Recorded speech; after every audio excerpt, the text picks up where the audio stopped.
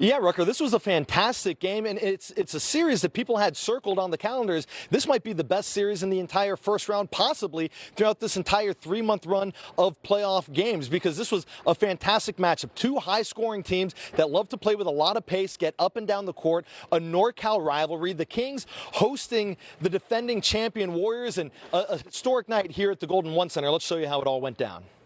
An incredible atmosphere inside the Golden One Center for the first playoff game in Sacramento in 17 years. A sellout crowd on its feet for seemingly all of warm-ups. A NorCal rivalry for the first round of the playoffs with the Kings hosting the Warriors for game one of this series. And after a slow start for both teams, Domas Sabonis with the big dunk in the first quarter. That pulls Sac within 3. Trey Lyles having a big game today. Coming off the bench, he hits the 3 to make it 27-25. He finishes with 16 tonight. But the Warriors have a 2-point lead after the first quarter. Andrew Wiggins with the finger roll, playing his first game since before the All-Star break. He finishes with 17 points in 28 minutes as a reserve.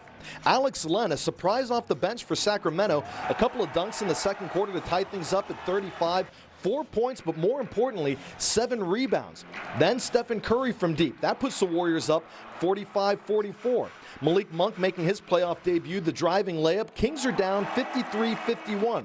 Late in the first half, Curry with the deep 2, and the Warriors go into the break up 61-55. Golden State grabs a 10-point lead in the third quarter, but the Kings battle back. Monk gives the Kings a 91-90 lead going into the fourth quarter, 32 points.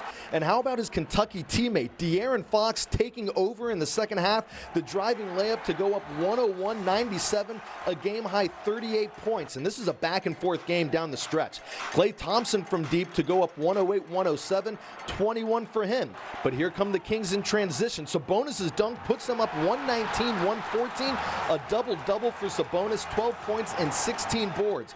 Final seconds of the game, Sac's holding on to a 1-point lead.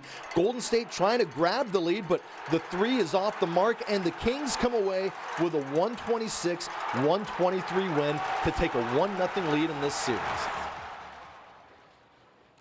All right, so that's how the game all went down. An incredible atmosphere here inside the Golden One Center, outside the Golden One Center in Doco. This city just alive. A historic day for the city of Sacramento. Definitely. I mean, when you came in, you felt, I mean, Sean even mentioned it. I seen Twitter fans and everybody in the stadium, how electrifying it was, and how you could just feel when the fans were jumping, this place was rocking. You could feel not only that, but just how excited everybody was. But not only that, I even got goosebumps, Chris. I don't know about you, but especially when Kings mascot Slam Son was pulled to the rafters and you saw the banner where it said Kings Playoffs. And so coming into the game, though, everybody talked about how the Kings might, you know, not get swept by the Warriors, I don't want to say that, but a close series, and that their inexperience in the playoffs would really hurt them. But tonight they took it away, and you, as you hear from head coach Mike Brown and the players, they said that thanks to the fans, they were able to get away with this one.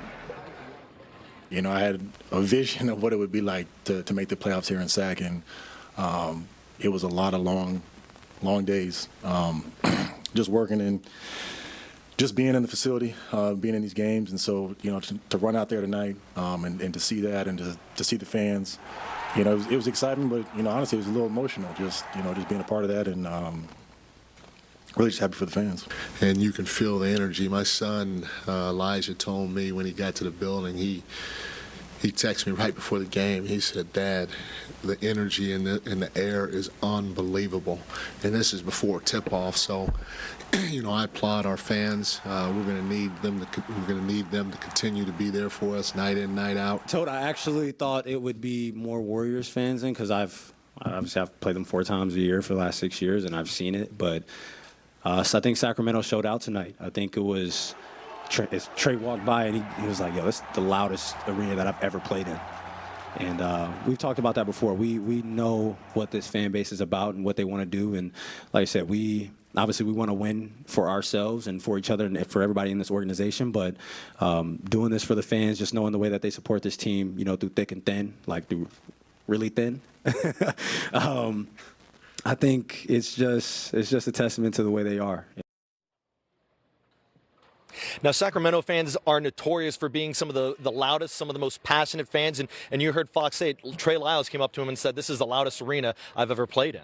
And what I also loved about what he said was he said that he thought that there was going to be more Warriors fans, but as you and I can attest, and everybody here and fans at home watching, I don't think I saw very many Warrior fans. How about you, Chris? No, whenever the Warriors hit a bucket, you heard a smattering of maybe 15, it seemed like, fans inside this entire arena. This was definitely 100% a Kings fan base inside of here. Yeah, I'm excited to see how Golden One Center now comes back on Monday to do this all again. And I'm also looking forward to seeing how the Kings do at Chase Center in San Francisco. Can they keep the same energy that they got from the fans here in Sacramento and do it on the road? And not only that, how many fans from Sacramento will make the short drive over to the Bay in the Chase Center for games 3 and 4? Kirsten, thank you so much, Rucker. Let's send it back to you.